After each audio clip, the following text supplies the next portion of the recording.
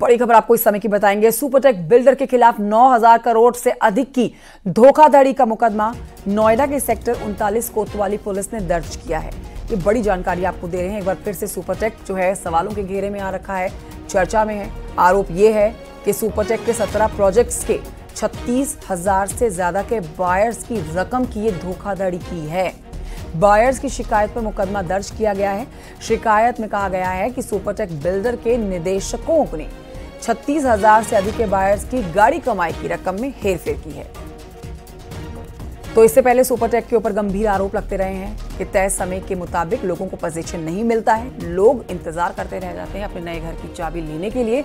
लेकिन सुपरटेक जो कि पिछले कई सालों से सवालों के घेरे में और चर्चा का विषय बना हुआ है, एक बार फिर से अब धोखाधड़ी का मुकदमा सुपरटेक के खिलाफ दर्ज किया गया है। 9,000 करोड़ की धोखाधड़ी का आरोप है। हिमांशु शुक्ला और जानकारी देंगे, फोन लाइन पर मौजूद है। हिमांशु, सुपरटेक तो इससे पहले भी कई बार सवालों के घेरे में आ चुका है। पहले पोजीशन ना देने को लेकर सुपरटेक के खिलाफ खबरें चली हैं, लेकिन अब जो ताजा मामला सामने आया है वो 9,000 करोड़ की धोखाधड़ी का आरोप का है। ये पूरी खबर विस्तार से बताएं। बिल्कुल, देखिए आपको बता दें, सुपरटेक बिल्डर की मुसीबतें कम होने का नाम नहीं ले रही है। उनके खिलाफ 9,000 करोड़ रुपए से अधिक की धोखाधड़ी का एक मुकदमा थाना 39 में लिखा गया है और सुपरटेक के 17 प्रोजेक्ट के 36,000 से अधिक बायर्स की रकम है ये, और उनके साथ ये धोखाधड़ी की गई है। और इस पे जो है जांच भी की गई, एक लंबी जांच चली है और जांच के बाद अब ये मुकदमा लिखा गया है। साथ ही आपको बता दें, जो सबसे महत्वपूर्ण है वो ये है कि ये कंपनी एनसीएलटी में गई और वहां पे भी ये जानकारी नहीं दी गई है। लिहाजा सुपरटेक के जो निदेशक हैं आर.के. अरोड़ा, उनका जो बेटा है मोहित अरोड़ा, विकास अंसल, अनिल कुमार शर्मा, ये तमाम लोग हैं जिनके खिलाफ ये मुकदमा लिखा गया है। और अब पुलिस की तरफ से मुकदमा दर्ज करने के बाद देखिए धाराएं भी आपको बता दें, इसमें जो महत्वपूर्ण है 420 जैसे कि धोखाधड़ी की धाराएं होती हैं। इसके अलावा 467, 468, 471 यानी जो फोर्जरी की जाती है आपके डॉक्यूमेंट्स में, और इसके अलावा 120 भी यानी सोची समझी के तहत ये सब चीजें की गई हैं।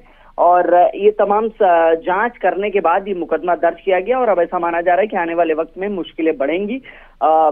फिलहाल सुपरटेक ग्रुप की जो बात करें तो वो स्थिति अच्छी नहीं है, बेहतर नहीं, और अब एक मुकदमा और हो जाता है। लिहाजा ऐसे में उनकी साख को तो बट्टा लगा ही है, लेकिन अब मुश्किलें और बढ़ेंगी। जी ऑलराइट, बहुत शुक्रिया आपका हिमांशु शुक्ला जानकारी के लिए।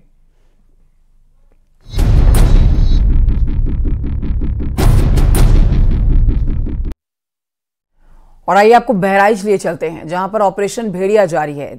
इस वक्त का अपडेट आपको देते हैं कि भेड़ियों को पकड़ने के लिए वाइल्ड लाइफ एक्सपर्ट्स जो बुलाए गए हैं, आज रविवार के दिन एक बार फिर से इन्होंने ऑपरेशन शुरू कर दिया है। आपको यहां बता देते हैं कि तराई की कछार में अफसर कैंप कर रहे हैं। रोज वन विभाग के स्टाफ नई नई रणनीति बना रहे हैं। भेड़ियों को पकड़ने के लिए मोर्चाबंदी कर रखी है। 12 शूटरों की टीमों की तैनाती कर रखी है। गन्ने के खेतों में खाक छान रही है ये टीमें, क्योंकि कोई भेड़िया हाथ नहीं लग रहा है। भेड़ियों के आतंक से 5 थाना क्षेत्रों की जनता बहुत परेशान है। हरडी इसमें आता है, खेरीघाट इसमें आता है, नानपारा, बोंडी और कोतवाली देहात इलाके इस एरिया में आते हैं। देखिए, भेड़िए की दस्तक से ना लोग खौफ के साए में जीने को मजबूर हैं। भेड़ियों ने अब तक 10 लोगों को मौत के घाट उतार दिया है। 40 से ज्यादा लोग घायल कर दिए हैं। गांव वाले डर के साए में हर रात गुजार रहे हैं। यह भी बताया जा रहा है जो भेड़ियों का सरदार है वो लंगड़ा और तगड़ा है, लेकिन पकड़ से दूर है। 60 घंटे से ऊपर हो गए हैं, इसकी लोकेशन अभी तक ट्रेस नहीं हो पाई है। भेड़िया लगातार चकमा दे रहा है, ऑफिसर्स को धूल चटा रहा है। भेड़ियों की लोकेशन नहीं मिल रही है, जिससे ज्यादा चिंता बढ़ी हुई है विशेषज्ञों की टीम की। इस बीच आपको यह भी बताएं कि सिकंदरपुर आसपास ग्रामीणों को पीपल के पेड़ में मांद दिखी है। उधर बहराइच में आदमखोर भेड़िए का आतंक इस कदर जारी है कि महसी इलाके में 30 से 35 गांव में लोग खुद की सुरक्षा व्यवस्था का मोर्चा संभाले हुए हैं। रात होते ही ग्रामीण खाना खाने के बाद मोर्चा संभाल लेते हैं, हाथ में लाठी डंडे लेके गांव गलियों में निकल जाते हैं, जगह जगह पर इकट्ठा हो जाते हैं। लाठी डंडे इनके हाथों में देखे जाते हैं और झुंड बनाकर आगे बढ़ते हैं। देखिए, लोगों से जागने की अपील ये कर रहे हैं। जिनके पास औजार है, रात में औजार लेकर सोने की अपील कर रहे हैं। और रात के समय पर तो घर से बाहर ये झुंड जो लोगों का निकला हुआ है, लोगों से अपील करता है कि बाहर ना निकले। ये बहुत परेशान कर रहा है, इसीलिए त्रिशूल लेकर के निकले हैं। जहाँ मिलेगा अटैक करेगा तो कुछ न कुछ तो हम भी करेंगे। हाँ, मार देंगे उसको। तो सब लाठी डंडा लिए हैं, तुम त्रिशूल लिए हो? त्रिशूल के जो हमारे पास है वो लेकर घूम रहे हैं। हाँ। जो जिसके पास है वो लेकर घूम रहा है। जिसके पास लाठी है लाठी लेकर चलेगा, भाला है बल्ची है, जो चीज है भेड़िया के डर में हर लोग वही लेकर घूमते हैं। उधर बहराइच में आदमखोर भेड़ियों के आतंक से 50 गांव में रहने वाले लोगों की नींद उड़ी हुई है। आदमखोर भेड़ियों के हमलों में अब तक 9 बच्चे, कुल मिलाकर 10 लोग अपनी जान गंवा चुके हैं, लेकिन सबसे ज्यादा इनमें बच्चे हैं। आदमखोर भेड़िए बच्चों को अपना निशाना बनाते हैं। बहुत सारे लोग घायल हो चुके हैं। आदमखोर भेड़ियों को पकड़ने के लिए कोशिशें लगातार जारी हैं। ये 5 तस्वीरें आपके टेलीविजन स्क्रीन पर है, लेकिन जैसे जैसे ना ये ऑपरेशन आगे बढ़ रहा है वैसे वैसे ये आदमखोर भेड़िए छुपते जा रहे हैं और पकड़ में नहीं आ रहे हैं। यह भी आप जान लीजिए कि बहराइच के बाद सीतापुर में भी भेड़िए का आतंक देखने को मिल रहा है। भेड़िए ने 2 महिलाओं को अपना निशाना बनाया है, शिकार किया है 2 महिलाओं का।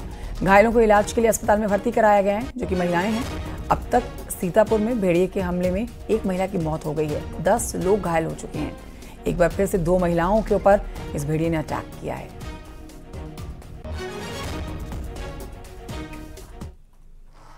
उधर संभल में जंगल में चारा लेने गई महिलाओं पर भेड़िए ने हमला कर दिया। ये बड़ा अपडेट आपको बता रहे हैं इस समय इस खबर पर। बुजुर्ग महिला और 3 लड़कियां घायल हो गई हैं।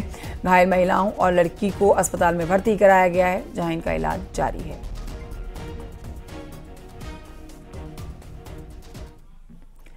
हापुड़ में खेत में बाघ देखे जाने से हड़कंप मच गया है। देखो, खेतों में बाघ को ग्रामीणों ने देखा और फिर ग्रामीणों में दहशत मच गई है। सूचना के बाद वन विभाग की टीम मौके पर पहुंची है। पूरा मामला धौलाना कस्बे का बताया जा रहा है। किसी ने अपने फोन के अंदर बाघ की ये तस्वीरें भी कैद की हैं, जो आपको दिखा रहे हैं। ब्लर हो रखी हैं तस्वीरें, क्योंकि बहुत दूर से कैमरे में तस्वीरें कैद हुई हैं, लेकिन ये तय है कि इस क्षेत्र में, इस गांव में बाघ की चहलकदमी कैमरे में कैद हुई है। तो सीतापुर में भेड़िए के बाद अब मगरमच्छ दिखने से भी हड़कंप मच गया है।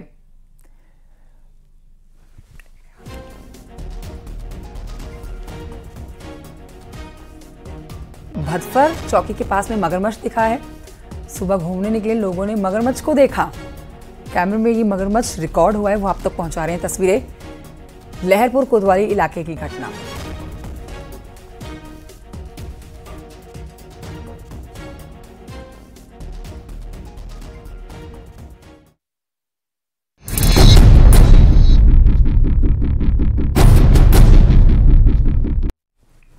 और कुछ और खबरें आप तक पहुंचा रहे हैं। बड़ी खबर आपको बता रहे हैं, लखनऊ में जो 3 मंजिला बिल्डिंग गिरी है उसमें मरने वालों का आंकड़ा बढ़ गया है। देखिए, कल तक जो ये आंकड़ा 3 का था, आज ये 8 हो गया है। मौत की खबर परिजनों को दे दी गई है। 8 लोगों की मौत की पुष्टि की गई है। 28 लोग इस बीच घायल हुए हैं। मलबे से निकाले जा रहे लोगों को तुरंत अस्पताल में भर्ती कराया जा रहा है। 2 की हालत गंभीर बताई जा रही है। KGMU इनको रेफर किया गया है। यह हादसा ट्रांसपोर्ट नगर इलाके में हुआ है। 3 मंजिला इमारत अचानक से भरभरा कर गिर गई है। जिस वक्त ये हादसा हुआ उस वक्त इमारत के अंदर कई लोग थे। CM योगी ने हादसे पर दुख जताया है, संज्ञान लिया है, अधिकारियों को आदेश दिए हैं मौके पर जाने के। साथ ही आपको बताएं कि यहाँ के सांसद हैं रक्षा मंत्री राजनाथ सिंह, जिन्होंने भी इस पूरी खबर के ऊपर अपडेट ले रखा है। DM से हालात की जानकारी उन्होंने ली है। NDRF की एडवांस टीम को मौके पर रवाना किया है। NDRF और SDRF की 2 टीमें इस समय मौके पर तैनात है, राहत बचाव का काम कर रही हैं। स्थानीय अधिकारी भी मौके पर मौजूद हैं।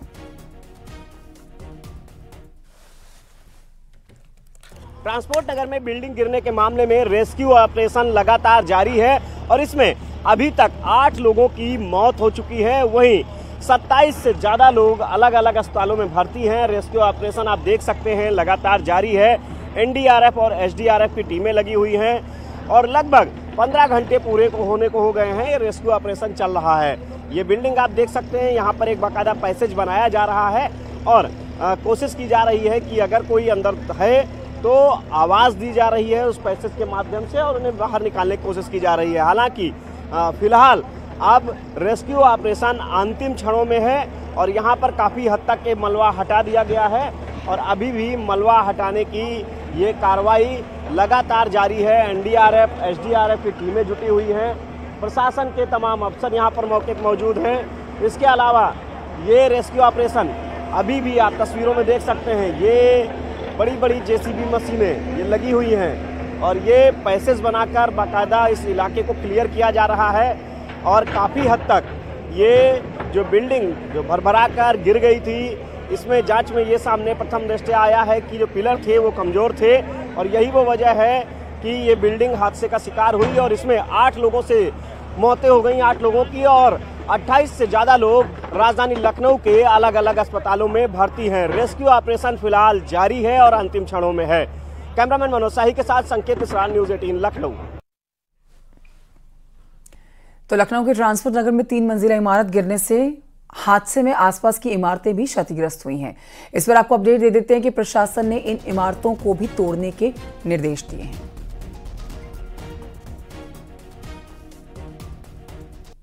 ट्रांसपोर्ट नगर में बिल्डिंग गिरने से जो हादसा हुआ उसमें 8 लोगों की मौत हो गई, वहीं 28 लोग घायल हैं, उनका इलाज जारी है। और ये हम तस्वीरें दिखाएंगे यहाँ मौके की कि जो इमारत गिरी, ये 3 मंजिला इमारत थी और इसके जो अगल बगल की इमारतें हैं वो भी, उन पर भी असर पड़ा है। कई बिल्डिंगें चिटक गई हैं और इनको भी प्रशासन अब तोड़ने के लिए निर्देश दे चुका है कि किसी तरीके से आगे हादसा ना हो, इसलिए इन इमारतों को तोड़ा जाए। जो आस पड़ोस की इमारतें हैं, चाहे वो इस बिल्डिंग के पीछे की जो इमारत गिरी है उसके पीछे की जो घर हो, वो भी पूरी तरीके से वो इमारतें चिटक गई हैं। पड़ोस की जो बिल्डिंग है वो भी चिटकी हुई है और ये जो बिल्डिंग है इसको भी तोड़ा जा रहा है। जेसीबी को भीतर दाखिल कर दिया गया है और ये आस पड़ोस की जो इमारतें हैं उनको भी अब जो इस हादसे की वजह से जो चिटक गई हैं उनको भी तोड़ा जाएगा और जारी है पूरी तरीके से रेस्क्यू ऑपरेशन। अगर देखा जाए पिछले 15 घंटे से ज़्यादा का वक्त हो गया है और रेस्क्यू ऑपरेशन चल रहा है। एसडीआरएफ, एनडीआरएफ की और पुलिस की, नगर निगम की, एलडीए की और प्रशासन की जो संयुक्त टीमें हैं वो इस पूरे रेस्क्यू ऑपरेशन में जुटी हुई है। कैमरामैन मनोज शाही के साथ संकेत मिश्रा, न्यूज़ 18 लखनऊ।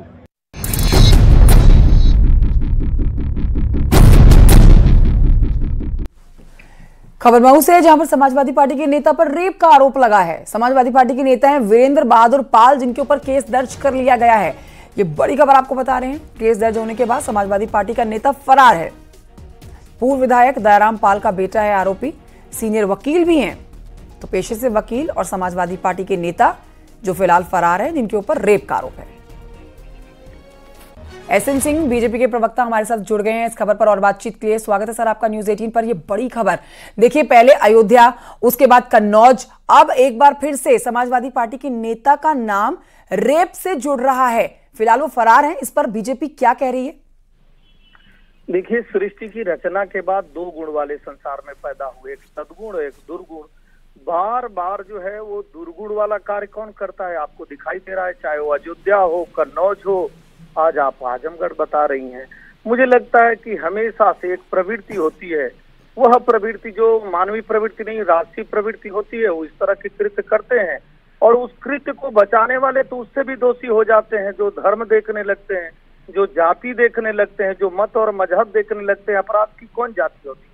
लेकिन समाजवादी पार्टी को सोचना होगा कि अगर कोई कृत्य कर रहा है, या तो वो दोषी है या तो वो अपराधी है, और समाजवादी पार्टी का है तो उसको स्वीकारना होगा। बाद में आप डीएनए टेस्ट की मांग करने लगते हैं, कभी कहते हैं धर्म देखकर कार्रवाई। तो समाजवादी पार्टी को मैं ये कहना चाहूंगा कि अगर आपको तकलीफ होती है कि कोई कार्रवाई होती है तो घूम के अपने लोगों को आपको मना कर देना चाहिए। ठीक है सर, मैं लौटूंगी आपके पास। विनय सिंह जुड़ गए हैं हमारे साथ, जो कि समाजवादी पार्टी के प्रवक्ता हैं, पार्टी का स्टैंड रखने के लिए मौजूद हैं। स्वागत है सर आपका न्यूज़ 18 पर। सबसे पहले आपका रिएक्शन देखिए, एक और आपकी पार्टी का नेता जिनका नाम वीरेंद्र बहादुर पाल है, रेप का केस इनके लिए दर्ज हुआ है, फिलहाल फरार बताए जा रहे हैं। आपकी पार्टी का रिएक्शन क्या है इस पर?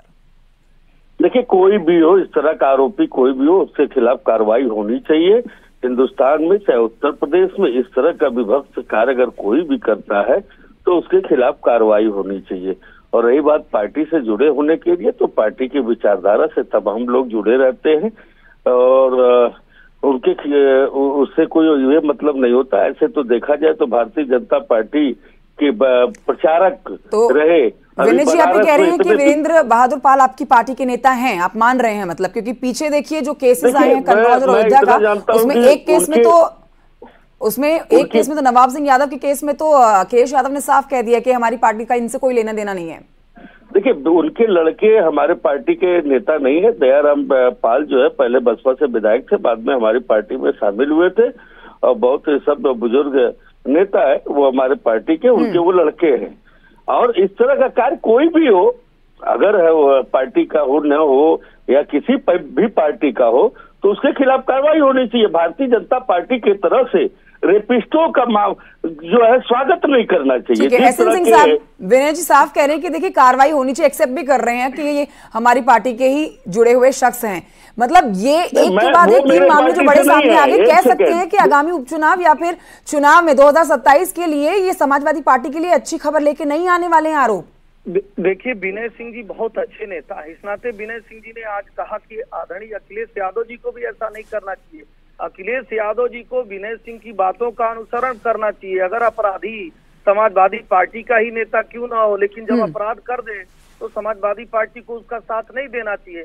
लेकिन विनय सिंह तो अच्छे आदमी हैं कि इस बात को मान लिए, लेकिन अखिलेश जी को कौन समझाए भाई? कहीं वो धर्म देखकर अयोध्या में खड़े हो जाते हैं, जाति देखकर कन्नौज में खड़े हो जाते हैं। अभी कुछ देर बाद अखिलेश जी का बयान आएगा तो आप देखिएगा आजमगढ़ में भी खड़े हो जाएंगे, क्योंकि अपराधियों का साथ देना तो समाजवादी पार्टी की पुरानी आदत है। जैसे ये भारतीय जनता पार्टी की आदत है साहब, ये भारतीय जनता पार्टी की आदत है, रिश्ता है। उसी तरह से अपराध और अपराधी का तो रिश्ता समाजवादी पार्टी का बहुत पुराना है। बिना पानी के मछली रह नहीं सकती है, बिना वायु के प्राण रह नहीं सकता है, बिना अपराध के समाजवादी पार्टी रह नहीं सकती है। कौन जान रहा है? तो ये उसका वास्तविक स्वभाव है। उस स्वभाव को कैसे बदलें? लेकिन अब तो बदलना होगा ना, क्योंकि उत्तर प्रदेश में तो समाजवादी पार्टी की सरकार बन नहीं रही है जो अपराधियों को माननीय बनाएगी, उनको इस तरह से सुशोभित करेगी कि वो आगे जाकर कुछ बन पाए। इस समय तो उनके ऊपर कार्रवाई हो। ठीक है विनय जी, देखिए चाहे आपकी पार्टी का नेता हो या आपकी पार्टी के नेता का कोई रिश्तेदार हो, लेकिन अगर आपकी पार्टी का नाम देखिए रेप के आरोपों के साथ जोड़ता है तो ये तो पार्टी की चिंता बढ़ाने वाली बात है। आपने पीछे जो प्रदर्शन दिखाया है लोकसभा चुनाव में, आगे उस प्रदर्शन के ऊपर दाग लग सकते हैं इस तरह के आरोपों के चलते। विनय जी, आपने मेरी बात को गलत तरीके से, मैंने कहा कि वह हमारे पार्टी का कार्यकर्ता नहीं है। उनके पिताजी जो पूर्व विधायक दयाराम पाल जी है वो पार्टी से जुड़े रहे हैं। मैंने ये कहा, आपने तुरंत उसको घुमा दिया। पहली चीज सर देखिए, मैं सवाल भी वही है, मैंने सुन लिया था आपकी बात को। मेरा सवाल यही था कि चाहे आपकी पार्टी का नेता हो, चाहे आपकी पार्टी के नेता का कोई रिश्तेदार हो, नाम अगर आपकी पार्टी का आ रहा है तो चिंता की बात है ना सर? नहीं, लेकिन मैं ये एसएन सिंह से ये पूछना चाहता हूँ, भारतीय जनता पार्टी के प्रचारक जो बनारस इस तरह का विभत्स कार्य करते हैं, उनकी जमानत ना करके उनके ऊपर गुलाब के फूलों की जवाब दीजिए विनय जी का। भारतीय जनता पार्टी को सर मारनी चाहिए। देखिए विनय सिंह जी यही मुकर गए, और विनय सिंह जी क्यों नाराज हो रहे हैं? जो आपका है उसको छोड़ के कहाँ आप भागेंगे और कितने दूर तक भागेंगे? इतना ही तो पूछा जा रहा है। क्या इस केस में भी आप डीएनए की मांग करेंगे? क्या इस केस में भी आप जाति की बात करेंगे, धर्म की बात करेंगे, या अपराधी पर कठोर कार्रवाई की बात करेंगे? क्योंकि समाजवादी पार्टी ने तो दिखाया है, वो LIC की एक पॉलिसी चल रही है। मैं आपसे एसएन सिंह साहब मैं पूछ रहा हूँ, बनारस में जिस तरह से आपने रेपिस्टों का स्वागत किया, क्या आगे भी करेंगे आप? तो जीवन ठीक है विनय जी और एसएन सिंह जी, आपका बहुत शुक्रिया हमारे साथ जुड़ने के लिए। लेकिन एक और ये बड़ी खबर जो है, समाजवादी पार्टी को इसके ऊपर जवाब जरूर देना होगा, भले ही सीधा रिश्ता ना हो यहाँ पर वीरेंद्र बहादुर पाल का समाजवादी पार्टी से, लेकिन नाम समाजवादी पार्टी का यहाँ पर आना मतलब जवाबदेही पार्टी की बन जाती है। बहुत शुक्रिया।